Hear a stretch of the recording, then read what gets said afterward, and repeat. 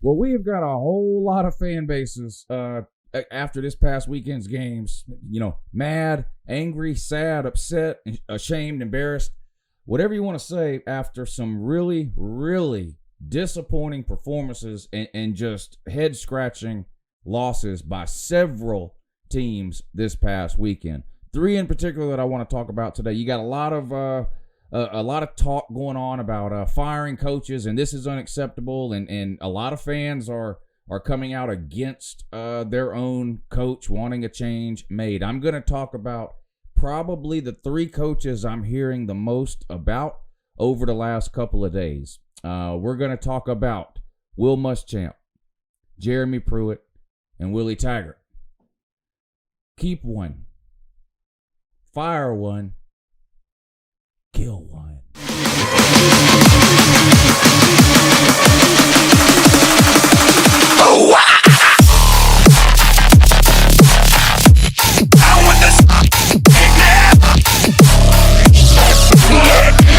Hey, good morning. It's Uncle Lou here. Yeah, that's right. It's me, Uncle Lou, and I'm live for you on LouTube today. So thanks for watching. I really appreciate it. Also, in addition to that as well, subscribe to this channel. I post college football videos every single day of the year. Some of them are even watchable. Some of them will make you mad.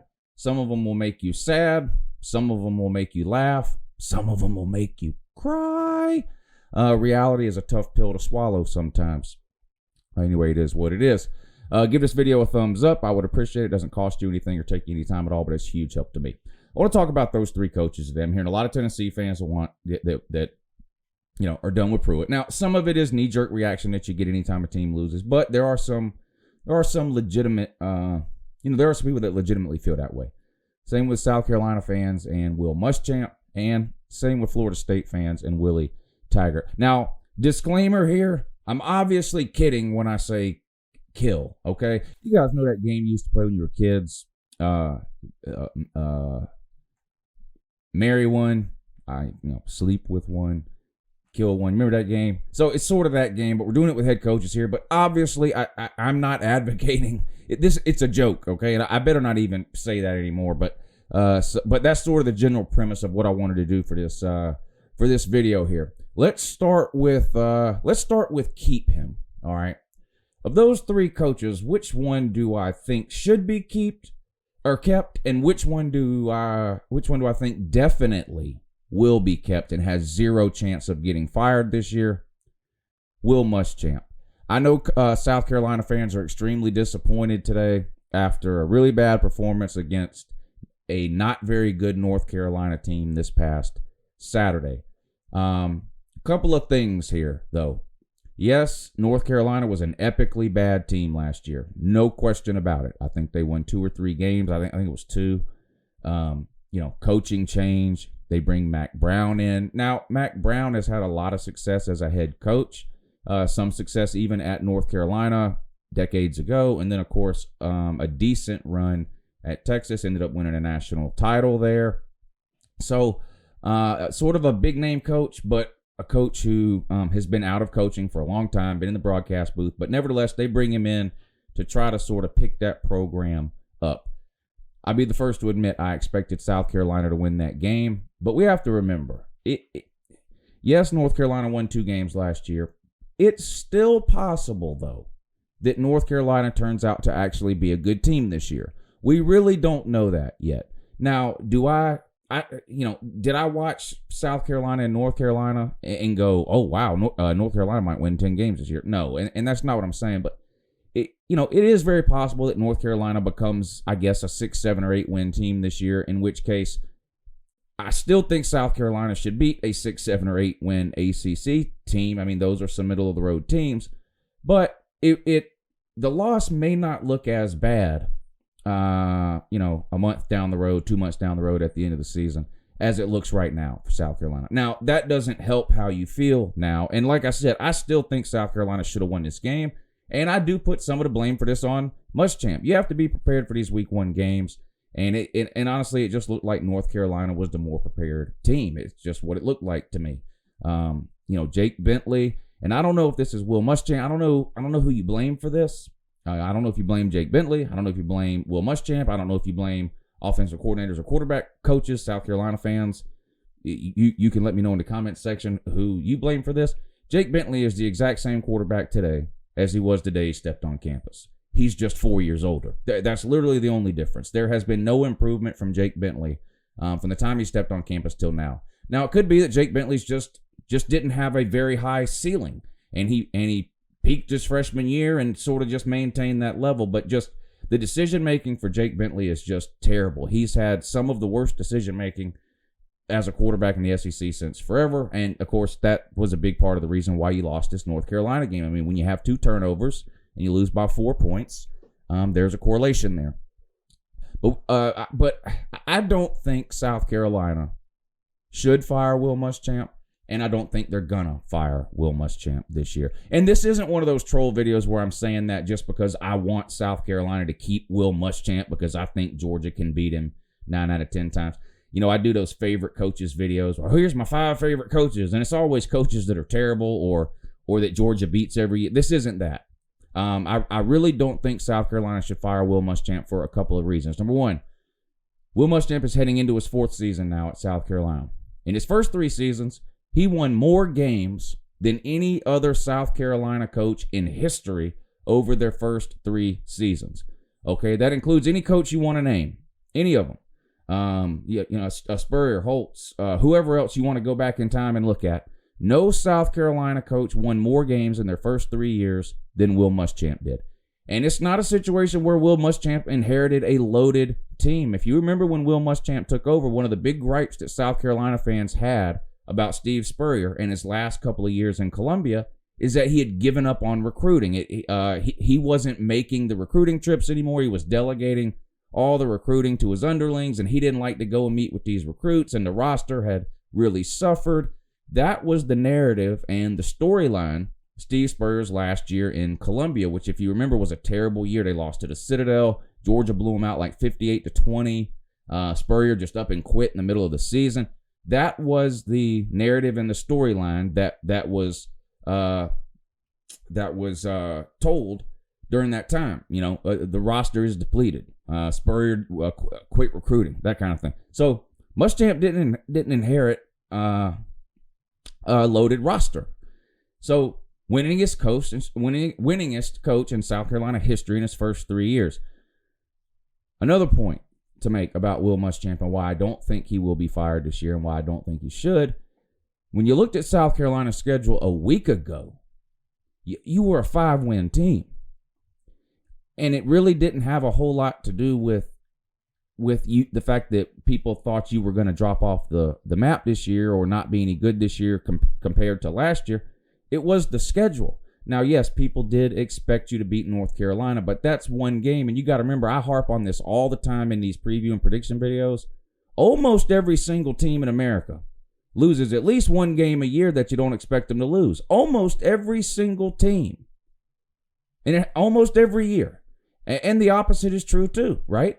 Almost every team beats somebody you don't expect them to beat. So you could look back on this year, and the North Carolina game is the only game South Carolina lost that was sort of a surprise, right? Now, I know South Carolina fans are going to be disappointed if they lose to Georgia again or Clemson. You got Bama, Texas A&M. But those are really good teams, and no one expects you to beat those teams this year. And it's not because you lost to North Carolina. No one expected you to beat those teams last week, okay, before you ever played North Carolina. So this could be the game that you lose that people don't expect you to lose. Maybe later in the year you beat a Kentucky, and I know what you're sitting here saying. Well, that's Kentucky. That's true, but Kentucky was the second team in the East last year. They were a top 15 team. They won this past weekend, something you couldn't do, and they've beat you 5 years in a row. So there's not a lot of people that expect you to beat Kentucky this year. Maybe you beat them, and that's a win you get, that, and it sort of cancels out the North Carolina loss. Maybe you beat Florida, right? I had you losing to Missouri this year. After what I saw this past weekend, at worst, that's a toss-up for you. Missouri looked terrible. So, in other words, most people had you at 5 or 6 wins heading into the beginning of this season. Now, I know y'all didn't want to hear that, South Carolina fans, in the offseason, but that was just the reality of what you were facing based on the schedule you had. And I think it's still possible you hit one of those two numbers, 5 or 6. This loss is not nearly, not even in the same stratosphere as some of the other losses we saw this weekend. Yes, you were a favorite. Yes, most people expected you to win. Yes, you didn't look that good. But this was nowhere near the catastrophe level of some of these other losses that we saw, okay? So Will Muschamp would get my vote for keep him. Fire him. Who should that be? This is an easy one. Willie Taggart. The guy has got to go. Listen, Florida State right now is one of the most talented teams in America. Last year, they were one of the most talented teams in America. Willie Taggart is not a good head coach. 5-7 last year, okay? The first time Florida State has missed a bowl game in 37 years. You come out this year after just an epically bad season for Florida State. 5-7. You come out, game 1, a game that ended up being a home game. Okay, that it was moved from a neutral site to Tallahassee, a home game against Boise State. You come out hot, you jump up to a little bit of a lead, and then the wheels fall off. You collapse. You let Boise State come back on you and beat you. Now, most Florida State fans that I've heard from over the last couple of days feel a similar way, that was an unacceptable loss in a game that you should have won. There are a few who are of the belief that, well, it's Boise State. That's not an embarrassing loss. It's Boise State. Look at what they've done. It's not that Boise State team is not the Boise State team they were 7, 8, 9, 10, 11 years ago. It's not. Okay? That coach is in Washington now. Okay? Boise State has not been that giant killer program that they were for a 5-6 year period, whatever it was, under Chris Peterson. Have they been a bad team? No. But look at Boise State last year. They went into Oklahoma State, a middle-of-the-road Big 12 team, and Oklahoma State absolutely road graded them. I mean, just monkey stomped them up and down the field. Okay, it wasn't even close. You're infinitely more talented than Oklahoma State. And you say, well, that was last year. Yeah, last year. When Boise State had a veteran offense, okay? You let Boise State come into Doak Campbell Stadium and beat you week 1 with a freshman quarterback who's never played a game before.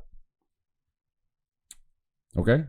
Yes, you look pretty good in the first half, but hey, listen, Georgia looked good in the first half of the national championship game. Georgia looked good in the first half of the SEC title game last year. How'd that work out? You got to play the whole game. Florida State fans have been clowning Georgia for 2 years straight about their second half collapses. Welcome to the club. Welcome to the club, Knowles. But you've got to fire Willie Taggart, and here's why. He never should have got that job to start with. He never should have got that. Florida State, anytime I try to rank anything, no one's going to agree.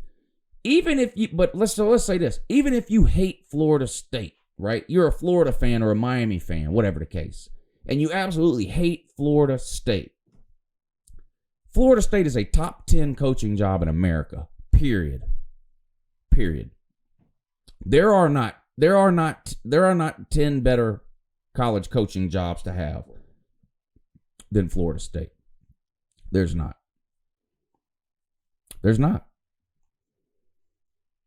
The talent there, the level that Florida State has been at over the last 30 years, Florida State's a top, again, even if you hate Florida State, at worst, Florida State is a top 5 program over the last 30 years.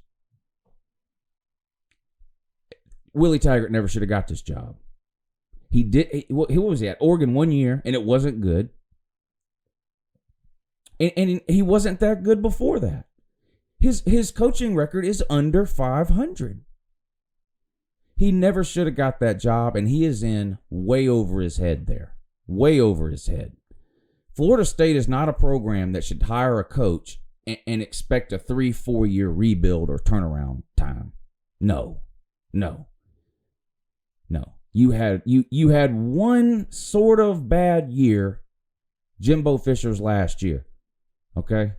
I want you to think about how mad you were Jimbo Fisher's last year in Tallahassee. About how unacceptable it was to have that kind of a season at Florida State. And then I want you to think about last season. And now this season, losing at home to Boise State. And no, Boise State, I don't care. You Seminole fans are living in la-la land if you think Boise State is anywhere close to the team they were, like I said, 7, 8, 9, 10 years ago under Chris Peterson when they were beating Oklahoma in the Fiesta Bowl and no one wanted to schedule them. Hell, they beat Georgia in one of those years in an opening day game at a neutral site, okay? That's not the same Boise State team that we've seen the last 2 or 3 years. It's just not. It's not. Back then, Boise State was the Central Florida of today, okay? You don't think Boise State is as good as Central Florida, do you? No. If you thought Boise State was as good as Central Florida, you wouldn't have scheduled Boise State. How do I know that? Because you won't schedule Central Florida. This was a bad loss. Okay? This was a bad loss, and it's on Willie Taggart. And Florida State has got to get rid of this guy. They have got to get rid of this guy. You cannot wait until recruiting is going to fall off the map. I mean, it's going to happen. Recruiting is going to tank. You're going to end up with a depleted roster. Okay? Get a coach in there now who has the experience and the pedigree to be successful in big-time college football, because it ain't Willie Taggart. If you bring a coach in now that knows what the hell he's doing, he can immediately turn this thing around. Immediately. Florida State's roster is loaded. Florida State fans know it's loaded. Now, today they're saying, well, we don't have this and we don't have that and we need another recruiting class. That's not what you were saying all offseason.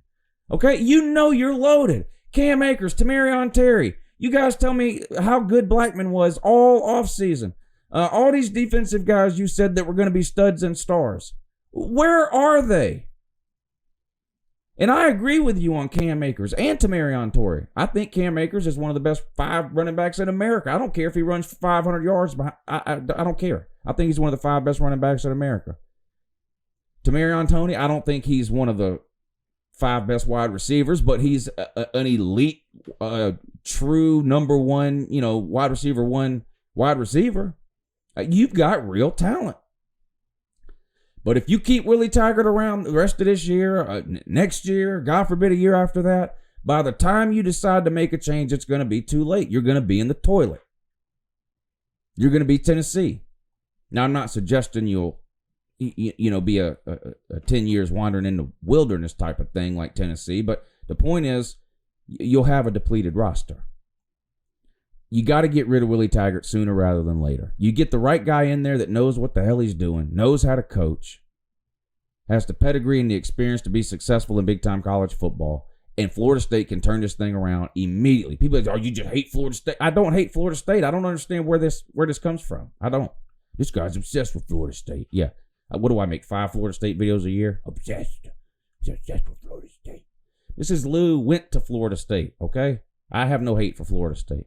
When I was a kid growing up, my grandfather worshipped Bobby Bowden like a god.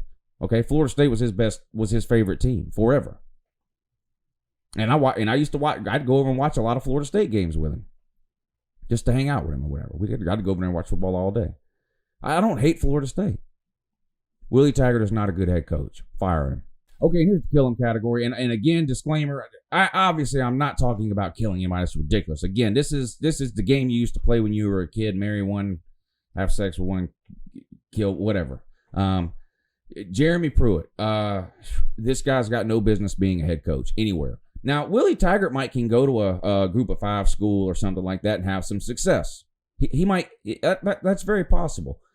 Some people just can't cut the pressure of being at one of these big time schools or whatever. Jeremy Pruitt's never going to be a good head coach, ever. I said that when he was hired. I said that when he was the defensive coordinator at Georgia. Jeremy Pruitt is an elite defensive coordinator. He's never going to be a good head coach. I said it when he was hired. He's never going to be a good head coach, ever. I would take Willie Taggart before I would take Jeremy Pruitt. And that's just the honest to God truth. That is the honest to God truth. I think Jeremy Pruitt has an attitude problem, a temper problem. a patience problem, a people problem. I don't think he's a good manager of people, and that's what you have to be. A head coach is like a CEO nowadays in college football. I don't think Jeremy Pruitt will ever be a successful head coach. The most exciting thing we saw Jeremy Pruitt do in year one at Tennessee was kick a whiteboard on the sideline. He got mad and kicked over a whiteboard, wherever it was.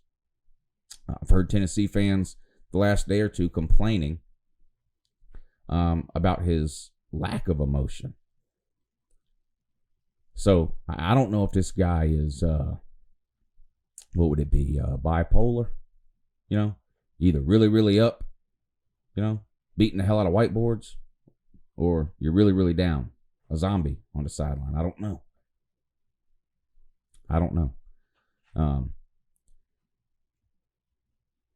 That hire never should have been made, period. When he was at Georgia, the story goes that he had a disagreement with Mark Richt. And look, you guys know how I feel about Mark Richt. I'm no fan of Mark Richt when it comes to his head coaching philosophies. I appreciate what he did for Georgia during the time that he was there, but it was past time for him to go.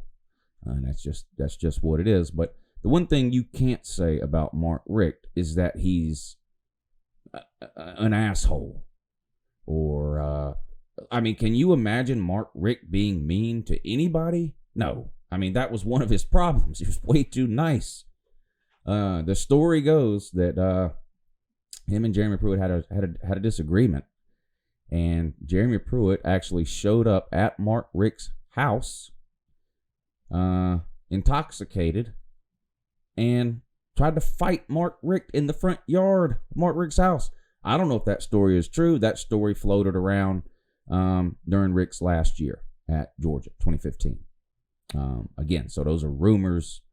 I don't want anybody sending me no message saying I'm lying or what. I don't know if that's true or not, but that is a very popular story that has floated around in Georgia circles for years. But the point is, there was a reason. Jeremy Pruitt was considered one of the best defensive minds in football for years, okay? And he spent time on three of the best defensive programs in America: Alabama, Florida State, and Georgia, okay? And everywhere he went, those teams had elite defenses. Not a single school ever went after him as a head coach. Why? Why was he only at each school for 2-3 years and then moved on to another school? Why?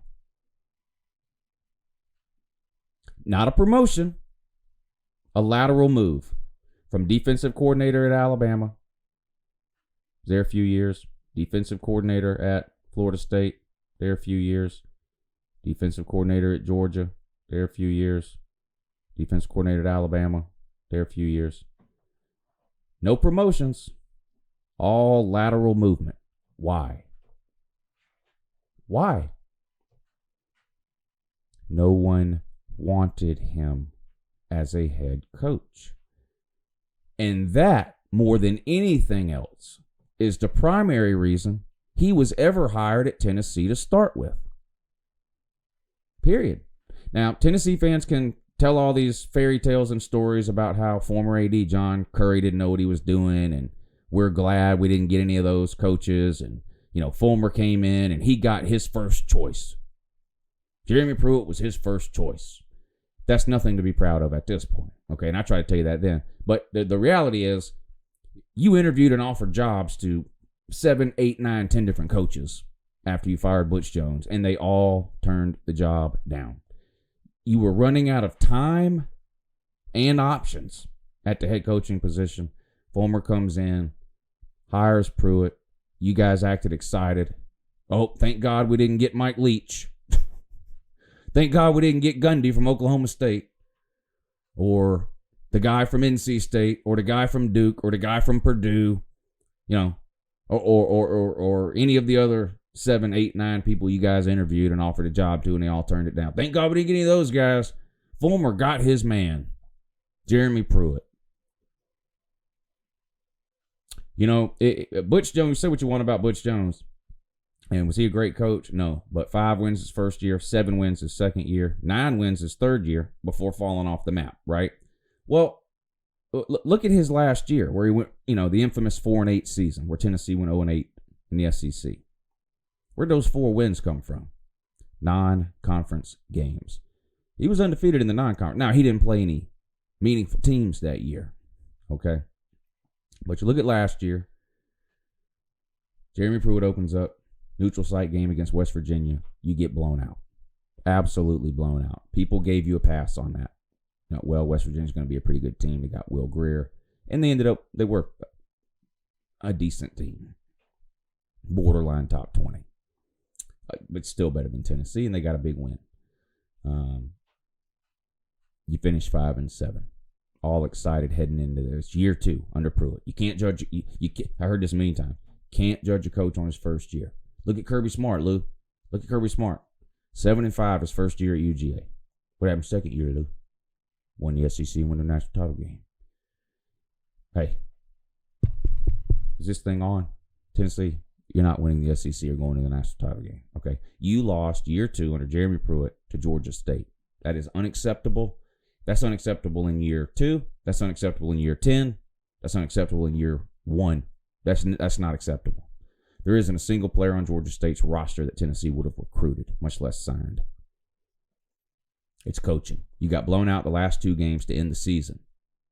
That's no improvement from the beginning of the season to the end. None last year. None.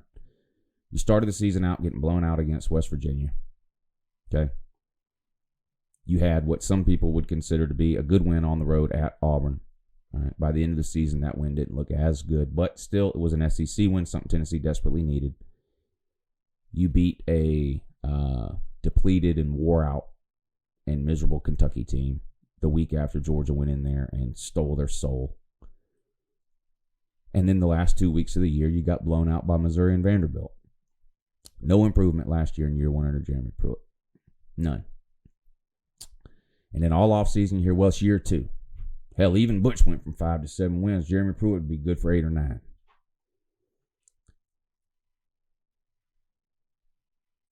Butch was 4-0 when he went 0-8 against a non-con. Jeremy Pruitt comes out and gets absolutely, I mean, Georgia State punched you in the mouth, and there wasn't shit you could do about it.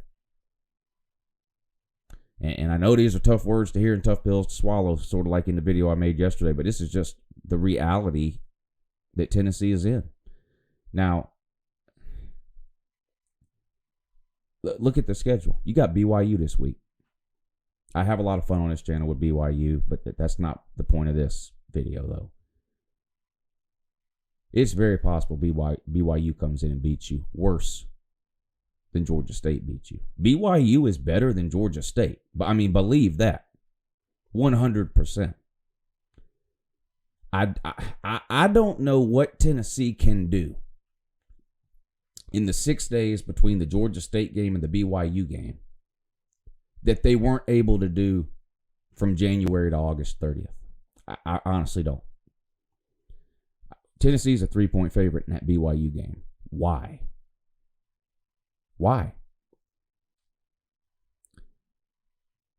It's very possible you could lose that game to BYU. Then you got UAB. I think you're better than UAB. I think if you were playing UAB this weekend, you would probably win. If you lose to BYU this week, though, I think you'll probably lose to UAB because the team is already, I mean, the team was this close to giving up on Saturday. I mean, they did give up on Saturday. Another loss to and listen, it's BYU. Some people consider BYU to be a Power 5 team for scheduling purposes only. They do that just to get around their own conference's rule that they have to play an extra Power 5 game every year. BYU is not a good team. It's not a good program. You should beat them. If they beat you, though, this season is, I made the season is over thing I do on Sundays. That video's a joke, and I think everyone gets that by now. You lose this weekend to BYU, I don't know. How will you win 3 games if you lose this week to BYU? How? I mean, listen, 0-1, Georgia State 0-1. You got BYU and UAB, okay? if you lose those games and you're sitting there at 0-3, okay, your next 4 games after that are Florida, Georgia, Alabama, and I think South Carolina. Could you really be 0-7? Jeremy Pruitt does not know what he's doing. If I was Philip Fulmer, first of all, let me say this. There's this whole thing floating around that this is part of Fulmer's plan. He knew Pruitt would fail, and he's going to be like a Barry Alvarez situation at Wisconsin where Phil Fulmer is going to install himself as head coach. Please do that. As a Georgia fan, that would be the biggest mistake Tennessee ever made. Period. You've got to go out and get a real coach. Fulmer has not coached in 12 years. Okay? Just because somebody did something good 21 years ago now, you got to remember Fulmer was bad his last 6 or 7 years in Tennessee. Okay? Georgia dominated him from 2000 on. Florida. Fulmer, it's not like Fulmer was killing it his last 5, 6, 7 years in Knoxville. No, he wasn't. Okay? He lost to Wyoming his last year, and y'all ran him out of town. It would be a terrible idea if he did. He needs to go out and hire a real coach, period. Now, if he wants to remove Pruitt, let's say you lose to BYU and then UAB. Why would you keep Pruitt around? You would have to get rid of him at that point. Now, you can't hire a coach in week 3, so you'd have 2 choices. The interim coach thing from somebody that's already on the staff, or maybe Fulmer, names himself interim head coach or whatever for the remainder of this year. But after this year, he better go out and hire a real coach if that's what ends up happening. Tennessee is in really bad shape, unfortunately, and I don't think there is any quick cure. I don't think there's an overnight cure for Tennessee. With that being said, losing to Georgia State is completely unacceptable, period. And if that didn't happen for Pruitt and he went on to win maybe 7 games this year, then you can at least have some optimism going forward. But it just doesn't look like that's going to happen now. Like I said, I didn't think Pruitt was going to work out from the day you hired him. I just don't think he's head coach material. I really don't. And when he ends up leaving Tennessee, whenever that is, whether it's a week, 2 weeks, 6 weeks, the end of this season, whatever, he's not getting another head coaching job, okay? I don't see it happening for him. But there are no easy or quick turnarounds, I don't think, for Tennessee. It is going to take a while. Who's the right coach? I don't know, and that's not up to me to decide. Somebody needs to come in there with SEC coaching experience, and Pruitt has that, at least. That's all he has. So I don't know. But anyway, that's my thoughts on those 3 coaches who seem to be catching God, this video's long. That's my thoughts on those 3 coaches who seem to be catching a whole lot of heat over the last couple of days. Will Muschamp, Willie Taggart, and Jeremy Pruitt. I'll end with this. Of those 3 coaches, how many will be coaching that same school in 2020? How many? 1, 2, or all 3? Let me know in the comment section down below. Appreciate you guys watching. Have a great morning.